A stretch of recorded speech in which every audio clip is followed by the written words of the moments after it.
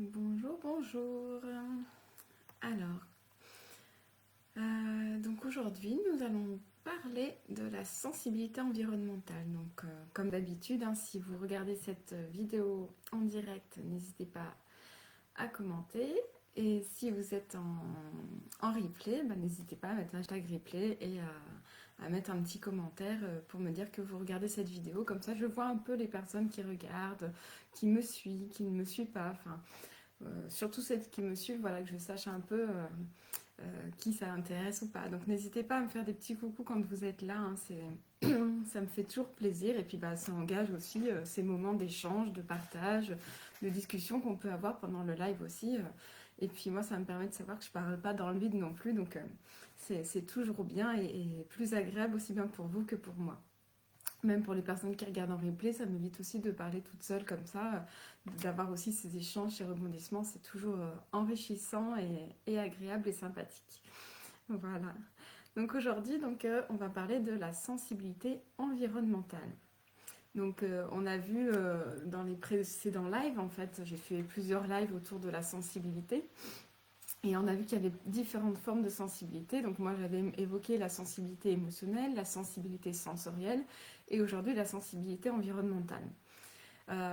Et finalement je me dis que j'aurais pu aussi, je ne l'ai pas encore mis en place, mais finalement parler aussi de enfin, la sensibilité énergétique. Quelque part on va voir que la sensibilité environnementale, on peut avoir... en fait, elles sont toutes reliées les unes entre elles, hein, donc on peut être très bien, je peux très bien vous parler aujourd'hui de la sensibilité environnementale, mais ça va être très proche de la sensibilité sensorielle. Il y a quelque chose qui est relié au sens dans le fait qu'on parle d'environnement. L'environnement, il vient faire appel nos sens aussi, donc c'est la sensibilité sensorielle.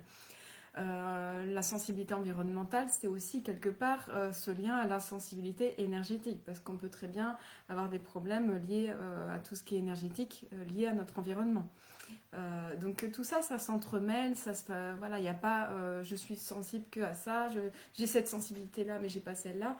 Finalement, on va voir que elles sont toutes reliées entre elles et qu'on peut avoir, entre guillemets, des symptômes ou des, des caractéristiques qu'on va retrouver dans chacune, ou dans l'une ou dans l'autre, mais quelque part, voilà, elles sont toutes reliées entre elles et quelque part, on est un peu sensible à tout quand on est hypersensible. On se retrouve dans toutes les sensibilités finalement. Donc la sensibilité environnementale, elle peut être appelée aussi la sensibilité environnementale chimique multiple, qui est une condition où une personne qui est hypersensible aux substances chimiques, aux odeurs, aux sons, aux lumières de son environnement. Donc c'est en ça que je dis que ça peut être relié très facilement et très directement à la sensibilité sensorielle. Parce que finalement, on a vu l'autre jour que la sensibilité sensorielle fait appel à nos cinq sens, donc du coup à la vue, à l'odorat, à l'ouïe, donc tout ça en fait partie. Donc là, c'est relié à notre environnement. Donc, les personnes qui sont atteintes de sensibilité environnementale vont avoir différents symptômes qui peuvent être légers à graves euh, en réponse à des expositions de produits chimiques couramment utilisés tels que des parfums, des produits de nettoyage, des pesticides, des gaz à effet d'échappement. Je l'ai vu dans d'autres commentaires où on disait voilà, qu'au niveau des stations-service, des choses comme ça, on n'est pas à l'aise. Enfin, moi je sais que ça me perturbe énormément en voiture, hein. L'odeur de la voiture, ne serait-ce que des sièges, des tissus dans la voiture, je pense que c'est macéré avec un peu le gasoil et tout ça. Personnellement, c'est quelque chose qui me dérange. Donc voilà, notre environnement, le fait d'aller dans une station-service, il y a la sensibilité sensorielle, mais il y a cette sensibilité environnementale. On sait que quand on va aller dans ces espaces-là, on va pas se sentir bien. Donc ça peut causer du coup différents symptômes tels que des maux de tête, des nausées, des vertiges, des éruptions cutanées, des difficultés respiratoires, de la fatigue, de l'irritabilité, des douleurs articulaires et musculaires, des troubles de la concentration et de la mémoire, des troubles du sommeil. Voilà, toutes des personnes qui sont, on va dire, atteintes de sensibilité environnementale, on va avoir différents symptômes qui vont se déclencher en fonction de l'environnement dans lequel il va se trouver. Et donc j'avais fait une petite, je ne sais pas si vous avez vu un peu mon triptyque autour de la sensibilité. Donc j'avais mis une, une affiche sur la sensibilité environnementale où je parlais du coup de le travail en open space, une horreur, parce que ça c'est quelque chose que j'ai vécu. Donc l'open space, voilà, ça fait partie d'une situation environnementale qui fait qu'elle va déclencher ce type de sensibilité. Il y a cette sensation aussi d'étouffement. Par exemple, les personnes claustrophobes qui vont être dans un ascenseur ou autre, qui vont se ressentir étouffées parce que c'est un environnement qui vraiment va les oppresser, les mettre dans une situation voilà, d'étouffement, de ne pas pouvoir respirer, de se sentir coincé. Voilà. Donc la claustrophobie pourrait faire partie aussi de la sensibilité environnementale avec cette sensation d'étouffement. Il y a le stress permanent, donc c'est sûr qu'on vit tous et toutes des moments de stress, mais un stress permanent, quotidien, qu'on va retrouver notamment au travail. Donc moi, c'est vrai que je pense à l'open space, où ça peut être un stress permanent de se trouver dans un open space. Donc l'environnement de l'open space ne va pas être favorable et va causer un stress qui va être permanent. À chaque fois que je vais aller au travail, que je vais me retrouver dans cet open space, je vais me retrouver dans un stress permanent. Ça peut être aussi le stress de la pression de notre patron, des délais à respecter. Donc ça, c'est un environnement professionnel qui fait que ça va nous causer ce stress permanent ou cette pression qui fait que ça va se créer une surcharge émotionnelle enfin, une sensibilité environnementale, mais qui va créer, c'est ce que je disais, tout s'entremêle, une surcharge émotionnelle. Donc on a vu la sensibilité émotionnelle et la sensibilité sensorielle qui va être causée, comme je le disais tout à l'heure, quand on se retrouve par exemple dans une station-service avec les pots d'échappement. Donc tout ça s'entremêle, tout ça se rejoint.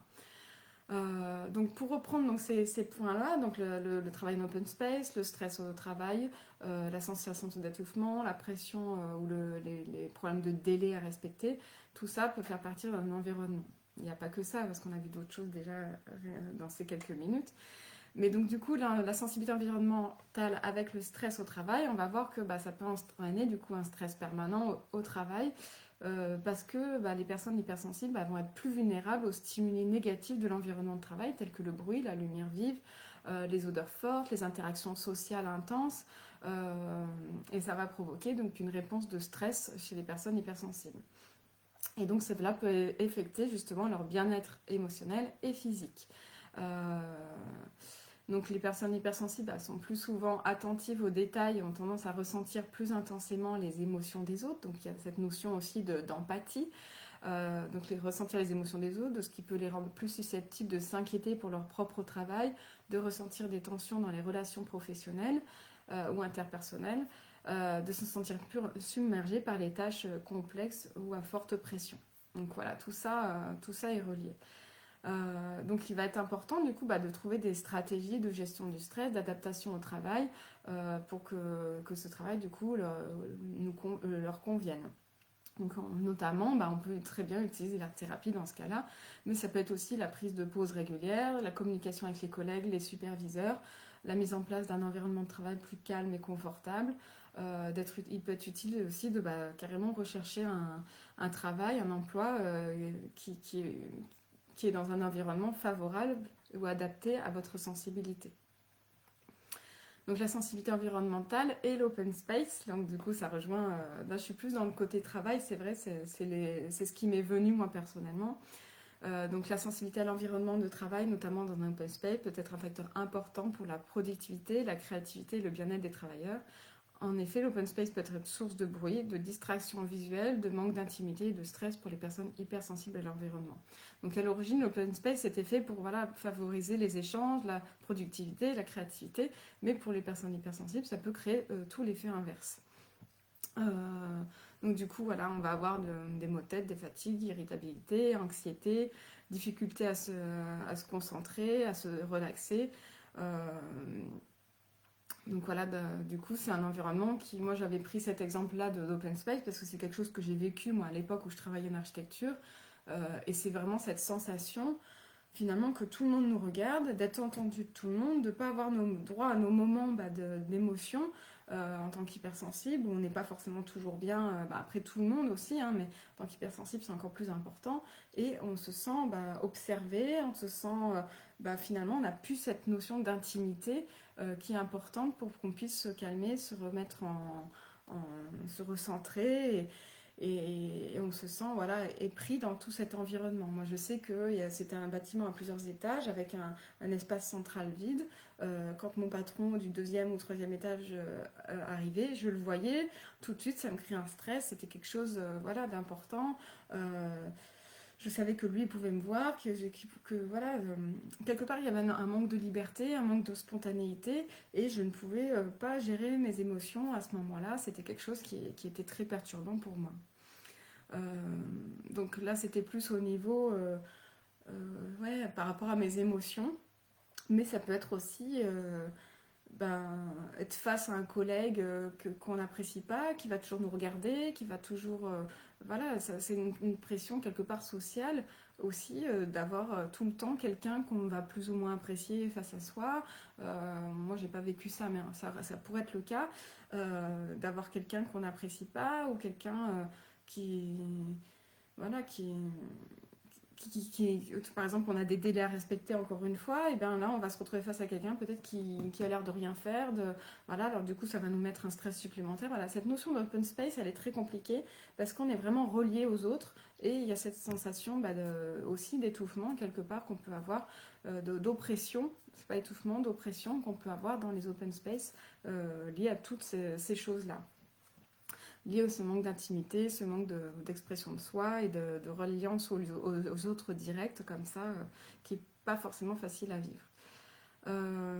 Donc du coup, ça va être important dans ces cas-là d'essayer de changer d'environnement, de travail. Du coup, de changer de travail, ça peut arriver à nous mener jusque-là, de trouver un environnement de travail qui nous est plus adapté, avec des astuces, de trouver un travail calme, isolé, avec des casques anti-bruit par exemple, si on est sensible au bruit, de la modulation de l'éclairage. Est-ce qu'on peut voir si on peut changer les éclairages, est-ce qu'on peut voir, peut mettre, pour les personnes qui ont cette sensation d'étouffement parce qu'on ne va pas respirer ou autre, peut-être mettre des plantes, adapter son espace de travail pour que ce soit plus intimiste, des choses comme ça. C'est des choses qu'on peut essayer de faire quand on est en open space.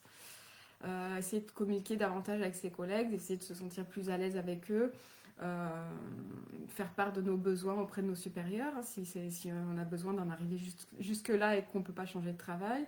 Voilà, essayer de trouver des solutions ensemble. Voilà. Après, il y a après, je vais peut-être pas reprendre tous les points que j'ai vus, mais j'avais aussi la sensibilité environnementale au travers de la pression et des délais à respecter. Donc ça, c'est quelque chose aussi, voilà, au niveau de notre environnement professionnel, où va ressentir ce stress fort et intense par rapport à cette notion de délai, de pression de la hiérarchie qui va être sur nous et qui va nous faire perdre nos moyens de façon, au niveau émotionnel, là, pour le coup aussi. Mais du coup, ça va créer de l'anxiété, une surcharge de stress, pour notamment les personnes qui vont être donc, dans cette situation de délai à respecter ou autre, des personnes qui vont être très perfectionnistes pour le coup, vont avoir du mal à accepter cette pression, parce qu'elles vont avoir besoin de temps, de prendre le temps de faire les choses bien, d'aller jusqu'au bout. Et quand on a des délais trop courts, trop justes, selon les métiers, donc là encore une fois, moi c'était dans le cadre de l'architecture, où on a des concours, des délais très, très courts à respecter, et que le patron ou le client va venir faire des changements assez souvent, assez réguliers, et du coup on se retrouve dans des délais très, très extrêmement courts. Et ça, c'était une pression très forte aussi qu'il y avait à ce moment-là. Et quand on est perfectionniste, du coup, on se retrouve coincé parce qu'on avait tout un processus, un cheminement de pensée pour mener à bien le projet qui était juste cadré, organisé et tout bien. Et là, d'être dans un moment de surcharge, de stress, eh bien, peut nous faire perdre les pédales et du coup engendrer un stress émotionnel, un stress, voilà, plein de choses. Donc cet environnement, tout le monde n'est pas capable de le vivre. Et, et autant, il y a des personnes qui vont être stimulées par ce genre d'environnement, parce qu'au contraire, elles aiment travailler dans l'urgence, et d'autres personnes hypersensibles comme moi je le suis, et qui avaient ces moments, voilà, des moments ça me mettait dans l'élan, et des moments, bah, ça pouvait complètement me faire perdre les pédales et me mettre dans des situations très, très compliquées émotionnellement. Donc, ça va être important dans ce cas-là, bah, du coup, de reconnaître ses propres limites, d'en prendre conscience et d'essayer de mettre en place bah, des mesures pour réduire son stress, d'essayer de faire appel, pourquoi pas, à la méditation, à la respiration profonde, du yoga, des exercices physiques, avoir tout un tas d'activités en dehors du travail pour mener à bien bah, cette gestion émotionnelle ou autre. Passer peut-être par de l'exercice physique, mais ça peut être bien entendu ben, par de l'art-thérapie. Vous me voyez venir à chaque fois, c'est normal, mais c'est normal que je propose ça aussi, mais ça peut aussi faire partie de solutions qui sont apportées dans le cadre, dans ce cadre-là. Si à l'époque j'avais connu l'art-thérapie, j'aurais certainement utilisé ça dans mon quotidien en open space, par exemple. Voilà. Euh, donc la sensibilité environnementale, donc au travers des surcharges, que ce soit au travail ou à la maison, parce que cette surcharge aussi de stress ou autre, on peut la retrouver à la maison, cette surcharge de travail, cette surcharge de plein de choses, hein, d'activités. Euh, bah, ça peut nous engendrer aussi bah, une grande fatigue mentale, physique, de l'anxiété, du stress, une sensation d'envahissement, d'irritabilité, de frustration, voire de colère. On peut avoir besoin du coup de se retirer dans des endroits plus calmes pour se ressourcer, pour retrouver son équilibre. On peut du coup avoir du mal à se concentrer, à prendre des décisions, à s'organiser, à prioriser les tâches. Bah, cette surcharge, elle peut aussi engendrer bah, une baisse de la créativité et de la productivité, donc selon le métier, le travail que vous faites ou ce que vous avez à faire à la maison. Donc ça va être important là du coup d'identifier, de reconnaître ces surcharges et de prendre les mesures adéquates pour bah, préserver son bien-être et vraiment faire en sorte de déjà se sentir bien à l'intérieur pour pouvoir bah, pallier à ces surcharges qui sont liées à notre environnement professionnel.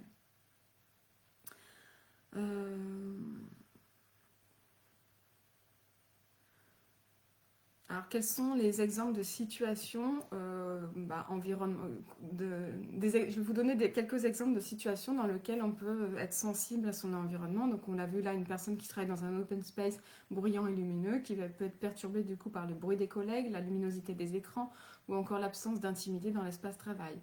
Mais on va aussi avoir une personne qui va vivre dans un quartier bruyant ou exposée à des nuisances sonores régulières, répandues, telles que des passages d'avions ou de trains, qui peuvent être perturber du coup le sommeil ou la concentration. Ça peut être aussi une personne qui ressent une gêne ou une douleur physique dans un environnement où les températures sont extrêmes, comme une pièce trop chaude ou trop froide. Moi, par exemple, j'ai le syndrome de Raynaud. Si je me retrouve bah, dans un environnement très froid ou autre, bah, tout de suite, ça va me déclencher une crise de Raynaud. C'est un exemple parmi tant d'autres. Hein. Ou encore une personne qui souffre d'allergie et du coup ou d'hypersensibilité chimique multiple, donc qui peut être sensible aux odeurs, aux odeurs de nettoyage, aux matières de construction qui sont utilisées dans son environnement. Donc tout à l'heure j'avais fait les références du coup à la voiture avec les odeurs de gaz d'échappement, ou une voiture neuve qui a des odeurs de produits chimiques parce que elle est toute neuve, donc elle est encore en prise des produits de fabrication. En tout cas, c'est des odeurs, moi personnellement, qui me dérangent. Donc l'environnement de la voiture, c'est quelque chose qui me dérange. Un environnement très froid, c'est quelque chose qui va me déranger. Quand c'est trop chaud aussi, je vais avoir cette sensation, bah, du coup, comme je vous parlais aussi dans d'autres lives, bah, quand il fait trop chaud, notre corps cherche à réguler, ou quand il fait trop froid, pareil, notre corps cherche à retrouver l'homéostasie, l'équilibre, et du coup, bah, ça crée des désordres physiques. Donc c'est ce besoin de boire, et si on ne peut pas boire, par exemple, bah, ça peut créer des nausées, des choses comme ça. Voilà, notamment en voiture, quand il fait très chaud en voiture, moi je sais que tout de suite j'ai ces sensations de nausée. Euh, voilà, les personnes qui ont des troubles du spectre autistique, qui vont avoir beaucoup plus de sensibilité ou de stimuli sensoriels liés à la lumière, au bruit, aux textures des matériaux. Donc c'est vrai que tout ça s'entrecoupe. Hein. J'ai l'impression de répéter toujours la même chose, mais selon l'environnement, on va être sensible à toutes ces choses-là. Donc c'est pas une liste exhaustive, évidemment, on peut en trouver énormément. Donc la sensibilité environnementale, elle peut aussi se manifester dans la sphère relationnelle, amicale ou même amoureuse. Donc je vais vous donner quelques exemples. Par exemple, les lieux bruyants ou surpeuplés peuvent rendre une personne sensible à l'environnement, mal à l'aise ou anxieuse lors des rencontres avec des amis ou dans des fêtes.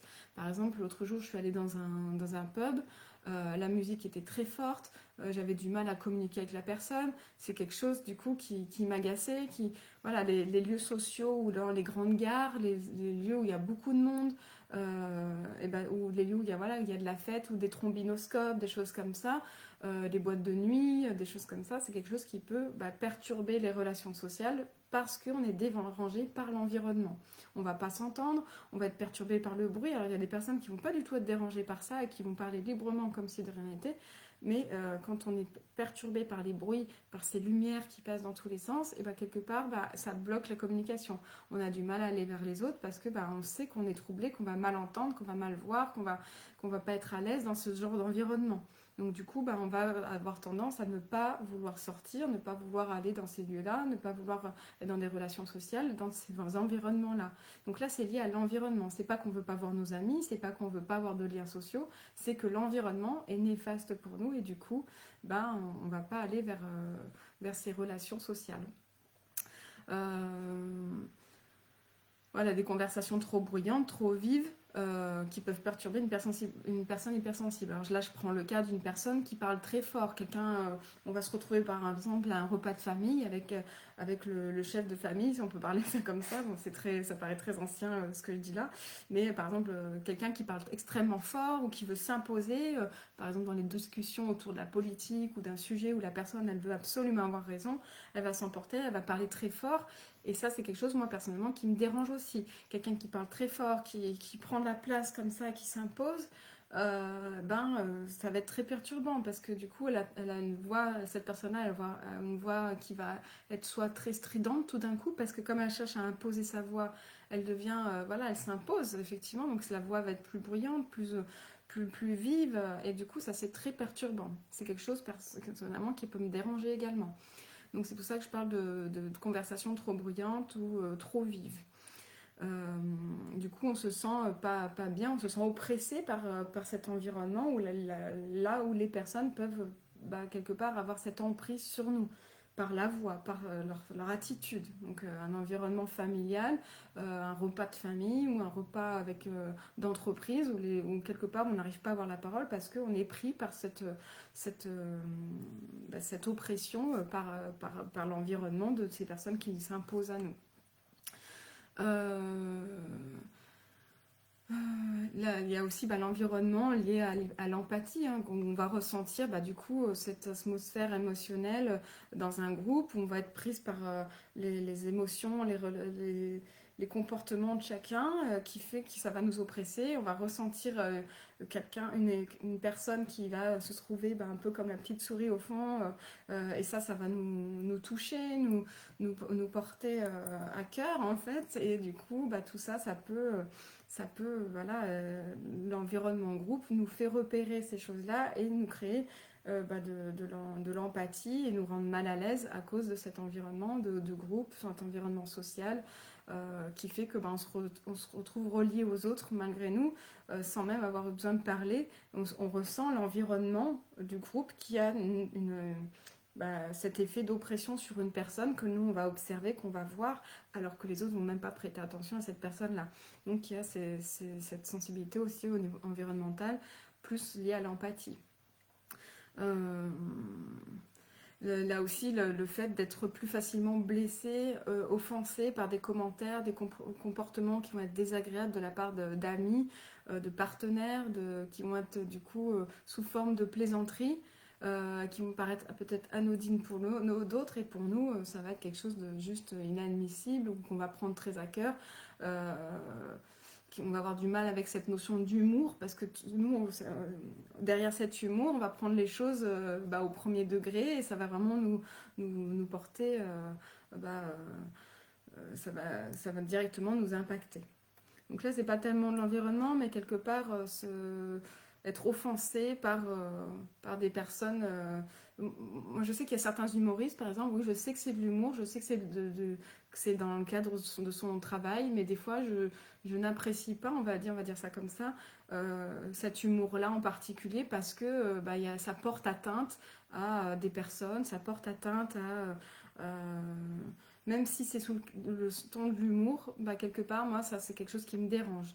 Donc c'est un environnement, des fois, l'humour qui peut me déranger. Après, moi, j'ai rien contre l'humour, et ça, voilà, mais quelque part, il y a des fois où l'humour mal placé, on va dire, ou l'humour envers, qui peut être, comment dire, comment je peux dire ça, enfin, qui va être tourné de façon négative sur quelqu'un.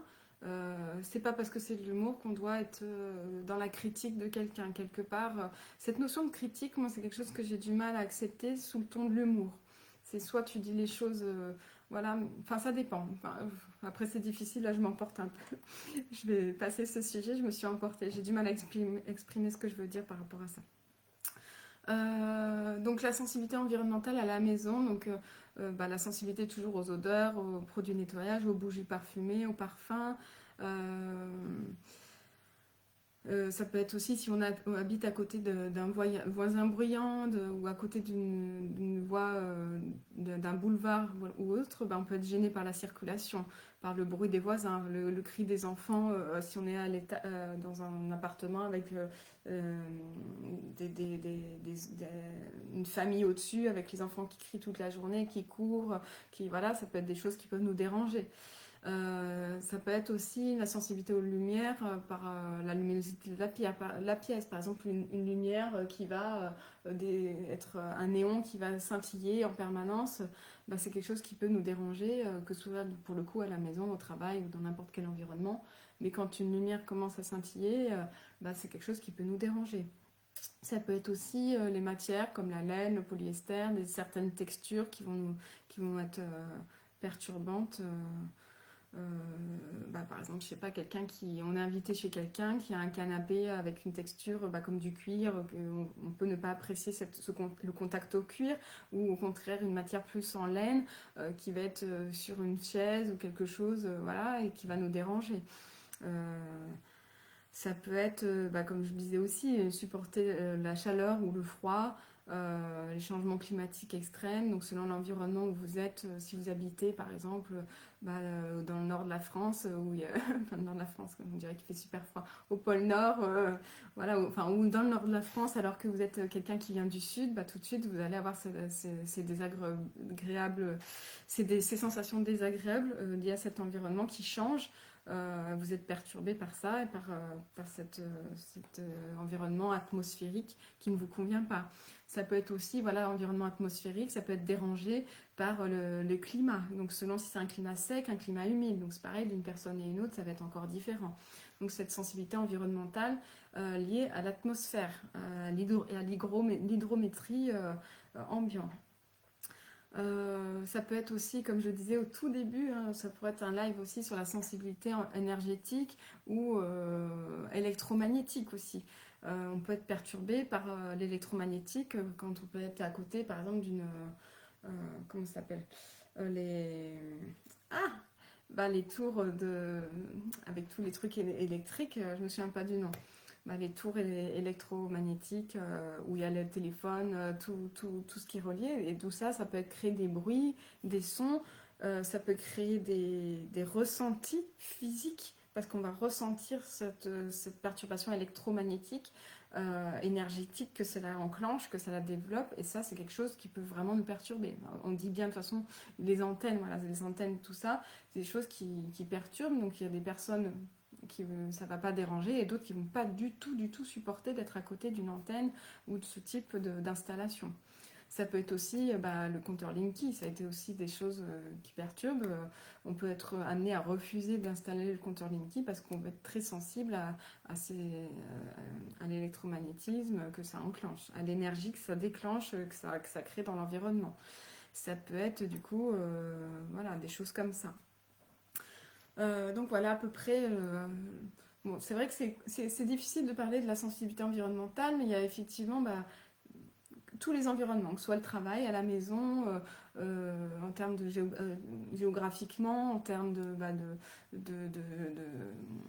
d'atmosphère, d'électromagnétisme, d'énergie, tout ce qui est cet environnement-là qui peut nous perturber. Euh, hum, c'est vrai que j'ai essayé de préparer mon live, mais il y a des choses là que je pense avoir oubliées qui sont importantes, mais en termes d'environnement, euh, voilà, si on est plutôt dans des groupes, si on est solitaire, si selon comment on ressent, voilà, comme je disais, ça peut être dans les boîtes de nuit, les jeunes qui ont du mal finalement à aller dans les boîtes de nuit, non pas qu'elles n'ont pas envie de rencontrer des copains, des copines, mais en fait elles vont pas le faire parce que voilà, elles sont sensibles, hypersensibles à la lumière, du coup au trombinoscope, elles sont sensibles au bruit, du coup bah, le son de la musique est souvent très forte, donc comme je disais tout à l'heure, ça peut être dans un pub, ça peut être dans une boîte de nuit, ça peut être quelqu'un qui habite à côté d'une scierie, ça peut être voilà, des choses comme ça. Donc notre environnement va nous être plus ou moins néfaste en fonction bah, pour notre vie sociale ou pour notre vie pour nous personnellement. On va s'interdire de faire des choses parce que au niveau de l'environnement, ça n'est pas favorable pour nous. Ou alors on va devoir surmonter cette épreuve, bah, par exemple d'aller faire le plein d'essence ou de gasoil parce que bah, notre voiture en a besoin, mais on sait que ces endroits-là nous perturbent. Mais pourtant, bah, on va devoir y aller. Donc c'est quelque chose qu'on va devoir prendre sur nous, travailler sur nous pour lié à cette sensibilité environnementale liée bah, du coup aux odeurs chimiques, à tout cet environnement qui est vraiment désagréable. Comme je disais, ça du coup ça a un impact sur la voiture, l'environnement de la voiture.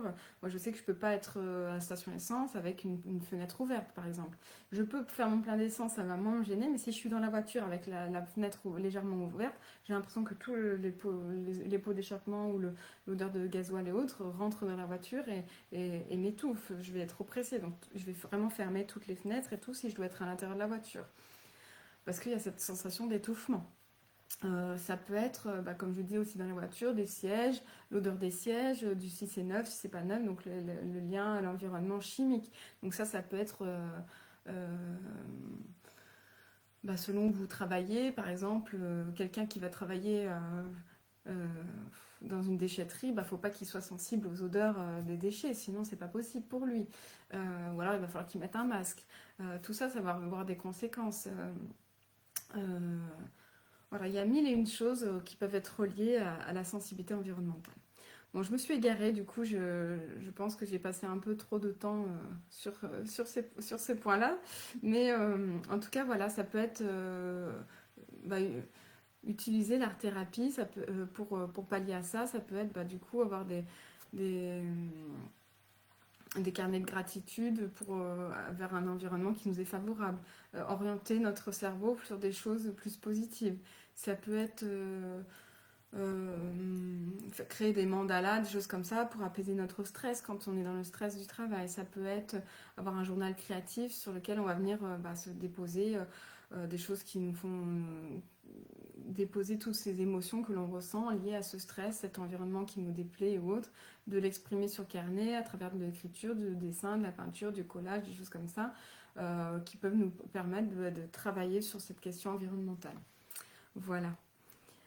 Voilà, je pense avoir fait le tour. Je n'ai pas eu de commentaires ou de réactions voilà. Donc si vous en avez, n'hésitez pas. Si vous vous reconnaissez dans ces... C'est vrai que j'ai moins fait partager que d'habitude. Si vous vous reconnaissez dans certains types d'environnements qui vous dérangent, des choses auxquelles je n'ai pas pensé. C'est vrai que j'avais hésité à faire ce live parce que je trouve que voilà, comme je dis, tout est quand même très interconnecté. Sensibilité sensorielle, sensibilité émotionnelle, l'environnement. J'ai eu cette sensation-là que tout était vraiment interconnecté, que la sensibilité environnementale, j'ai eu plus de mal à la définir finalement. Elle a été plus facile de dire, voilà, ça peut être lié au stress au travail, à la maison, à la surcharge extérieure ou différents environnements. Mais finalement, il y a peut-être d'autres choses que j'ai pas pensé. Donc n'hésitez pas justement à partager, qu'on puisse échanger autour de ça. S'il y a des choses qui vous viennent, si vous avez vécu des expériences liées à de la sensibilité environnementale, n'hésitez pas à partager, ça m'intéresse. Et puis bah, ça peut intéresser d'autres personnes également. Donc n'hésitez pas à communiquer là-dessus. Voilà, et bien je vous souhaite un bon appétit, une très belle journée. Et je vous dis donc à très bientôt. Merci à vous. Au revoir.